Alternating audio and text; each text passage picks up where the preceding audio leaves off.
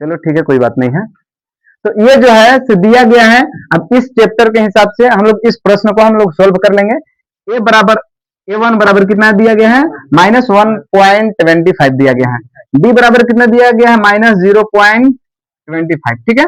अब इसमें प्रथम 4 पद है, तो हमें A1 तो दिया गया है, A2 बराबर क्या होता है, A प्लस के डी, A प्लस के डी। अब इसमें फॉर्मूला हम डाल देंगे, जो करके हम जो हमें डिजिट दिया गया है, जो संख्या 1.25।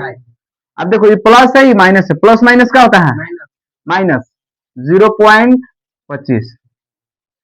A2 बराबर कितना हो जाएगा, तो सोच के देखो, माइनस ई और माइनस ई, माइनस माइनस कितना हो जाएगा, प्लस। तो अब जो लोग 25 और यानी माइनस 1.50 हो जाएगा। ठीक है। अभी हो गया किसका मान, A2 का मान। अब A3 बराबर क्या होता है फॉर्मूला, तो A प्लस के 2D होता है। ठीक है, A प्लस के 2D होता है। अब इसमें A का मान कितना है, तो A का मान -1.25 है। अब प्लस इंटू 2, अब इसके बाद में D का वैल्यू -0. ये है। ठीक है। अब हम इसको, इस क्वेश्चन को समझने में हम लोग थोड़ा सा लॉन्ग लग रहा है, तो इसको हिसाब से हम कोई दूसरा फॉर्मूला पे बता देंगे, जो कि बहुत इजी लगेगा। ठीक है, आप दूसरा फॉर्मूला पे बताएंगे तो बहुत इजी लगेगा। अब देखते हैं पहले A3 बराबर कितना आ जाएंगे, तो ये जो है इससे गुना कर देंगे। ठीक है, गुना कर देंगे तो कितना हो जाएगा, 25 दूनी 50 हो जाएगा। ठीक है, -1.50 प्लस माइनस माइनस 25 दूनी 50 यानी 0.50 हो जाएंगे। ठीक है, A3 बराबर कितना हो जाएगा, तो जोड़ेंगे तो 50 25 75। ठीक है, A3 का मान आ गया।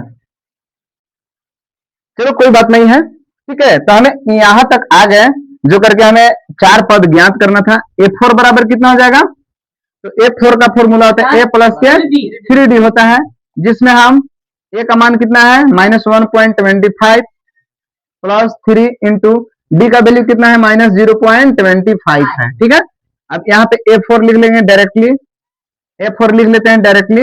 अब देखो क्या होता है कि 25 या कितना होता है, 75 होता है। ठीक है, -1.25 प्लस माइनस माइनस, अब 0. यहाँ पे 75 आ जाएगा। ठीक है, अब हम लिख लेंगे यहाँ पे A4 बराबर कितना हो जाएंगे, तो 75 और 25 कितना हो जाएंगे, -2.0।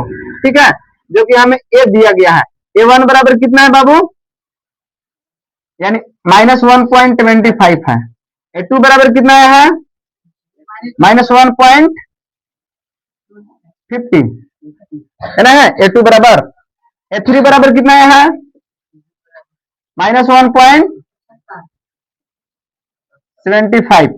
A4 बराबर कितना दिया गया है, -2.0, जो कर गया हम लोगों का आंसर है।